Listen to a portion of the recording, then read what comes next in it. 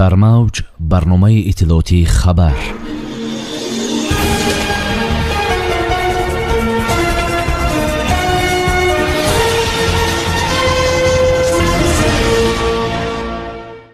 аз моҳи январ то март дар ҷумҳурии тоҷикистон ҳаракати ҷумҳуриявии ниҳолчинонӣ эълон гардидааст.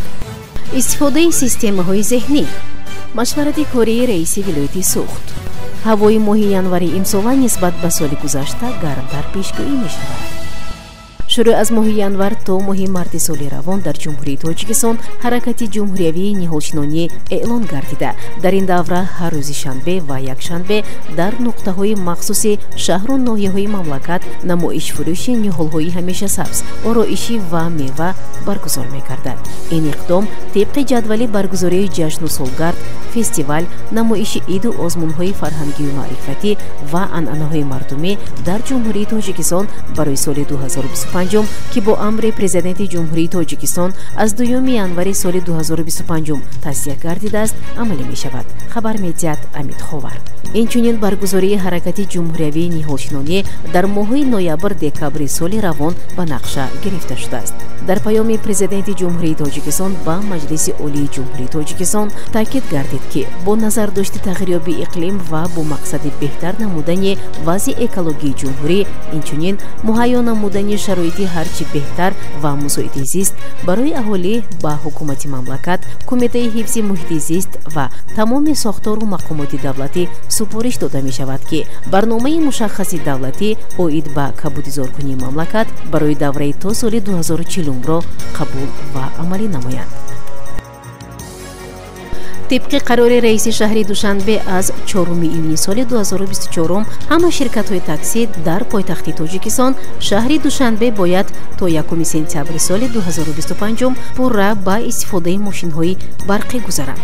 дар ин хусус Амид Ховар бо истинод ба вазорати нақлиёти Тоҷикистон иттилоъ медиҳад. қарор бо мақсади татбиқи консепсияи гузариш ба системаи барқии нақлиёти мусофиркашонии пойтахт барои солҳои 2023-2026 ва барномаи рушди нақлиёти барқӣ дар ҷумҳурии Тоҷикистон барои солҳои 2023-2028 ки бо қарори ҳукумати ҷумҳурии Тоҷикистон аз 31 октябри соли 2022 тасдиқ шудааст, қабул гардидааст.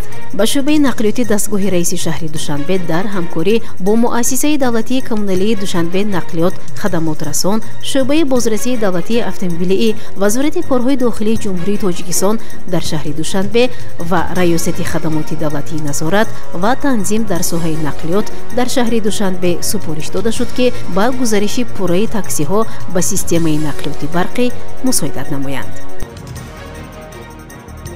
дар толори мақомоти иҷроияи ҳокимияти давлатии вилояти Суғд машварати кории раиси вилояти Суғд Раҷаббой Аҳмадзода баргузор гардид. раиси вилоят дар оғоз иброз намуд ки дар мувофиқа бо президенти ҷумҳурии Тоҷикистон муҳтарам Эмомалӣ Раҳмон дар мақомоти иҷроияи ҳокимияти давлатии вилоят тағйироти кадрӣ сурат гирифта. Файзулло Қосимӣ, Зуфар Исмоилзода ва Ҷамшед Ҷӯразода муовинони раиси вилояти Суғд таъин гардиданд. барои хизматҳои назаррасаш ба Зариф Мирдадо ки толи чанд соли охир муовини раиси вилоят ва сарпарасти соҳаи кишоварзӣ буд, изҳори сипос карда шуд. зимни муаррифии кадрҳо иттилоъ дода шуд ки Файзулло Қосимӣ дар солҳои гуногун дар вазифаҳои раиси кумитаи захираҳои замин ва заминсозии шаҳри Хуҷанд, раиси кумитаи захираҳои замин ва заминсозии ноҳияи Бобоҷон Ғафуров, муовини аввали раиси кумитаи заминсозии вилояти Суғд, раиси кумитаи заминсозии вилояти Суғд, сардори сарраёсати кишоварзии вилояти Суғд, директори намояндагии корхонаи воҳиди давлатии ба қайдгирии молу мулки ғайримаъқул ҷумҳурии Тоҷикистон дар вилояти Суғд, раиси кумитаи идораи заминии ноҳияи Ҷаббор Расулов, муовини якуми раиси ноҳияи Ҷаббор Расулов ва вакили маҷлиси намояндагони Маҷлиси Олии Ҷумҳурии Тоҷикистон фаъолият намудааст. Зуфар Исмоилзода дар солҳои гуногун дар вазифаҳои котиби якуми кумитаи камсамоли ноҳияи Ғунҷӣ, раиси шӯрои ноҳиявии иттифоқи ҷавонони Тоҷикистон, мудири бахши шӯъбаи идеологияи мақомоти иҷроияи идораи ҳокимияти давлатии вилояти суғд, сардори идораи кор бо ҷавонони вилоят, мудири шӯъбаи ташкилӣ ва кор бо кадрҳои дастгоҳи раиси вилоят, роҳбари маркази аналитикии мақомоти иҷроияи ҳокимияти давлатии вилояти суғд, мудири шӯъбаи тайёр кардани кадрҳои коргарии мақомоти иҷроияи ҳокимияти давлатии вилояти суғд, мудири шӯъбаи мактубҳо ва қабули шаҳрвандони мақомоти иҷроияи ҳокимияти давлатии вилояти суғд кор кардааст.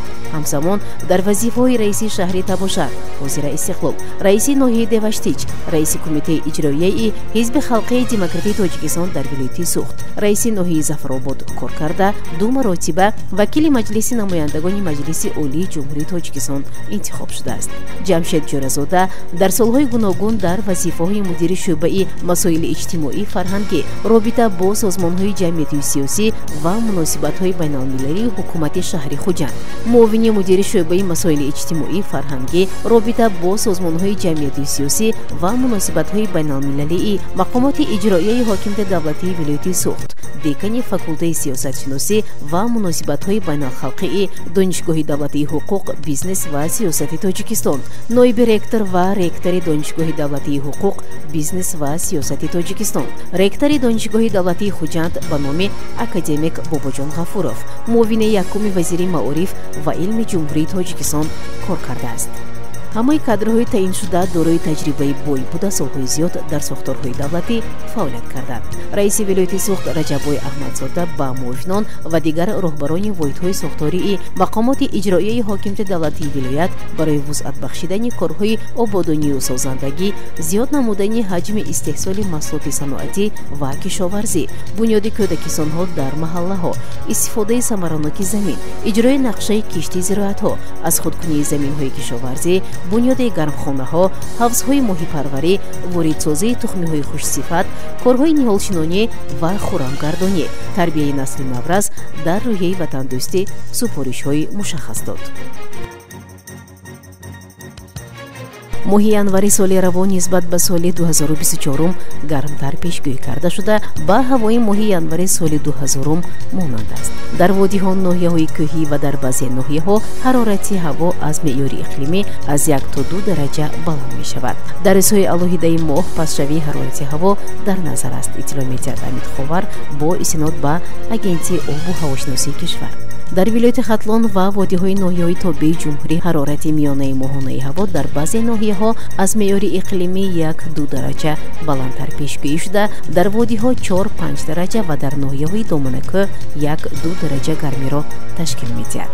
дар водиҳо ва ноҳияҳои кӯҳии вилояти суғд ҳарорати ҳаво аз меъёри иқлимӣ 1-2 дараҷа баландтар пешгӯӣ шуда, дар водиҳо 1-2 дараҷа гарм ва дар ноҳияҳои кӯҳӣ 2-6 дараҷа хунукиро ташкил медиҳад. дар водиҳо шабона аз 2 то 8 дараҷа хунук ва рӯзона аз 5 то 12 дараҷа гарм мешавад. дар ноҳияҳои кӯҳӣ шабона аз 2 то 14 дараҷа хунук ва рӯзона аз 1 то 6 дараҷа хунукӣ дар назар аст. инчунин дар рӯзҳои алоҳидаи моҳ пасшавии ҳарорати ҳаво пешгӯӣ шуда дар ноҳияҳои кӯҳӣ шабона то 18 ва рӯзона 8 дараҷа хунук мешавад. дар минтақаҳои кӯҳии ноҳияи тобии ҷумҳурӣ ва ғарби вилояти мухтори Кӯҳистони Бадахшон ҳаво то 3-9 дараҷа хунукиро ташкил медиҳад. давоми моҳ тағйирёбии ҳарорати ҳаво аз эҳтимол дур набуда, шабона аз 3 то 11 ва рӯзона аз 1 то 7 дараҷа хунукӣ пешгӯӣ мешавад. инчунин дар рӯзҳои алоҳидаи моҳ пасшавии ҳарорати ҳаво пешгӯӣ шуда шабона то 14 ва рӯзона 9 дараҷа хунук мешавад. моҳи январ ҳаво дар шарқи вилояти мухтори Кӯҳистони Бадахшон аз 17 то 30 дараҷа ва дар рӯзҳои алоҳида ҳарорати ҳаво паст шуда то 32-37 дараҷа хунук мешавад. дар мавҷ барномаи иттилооти хабар.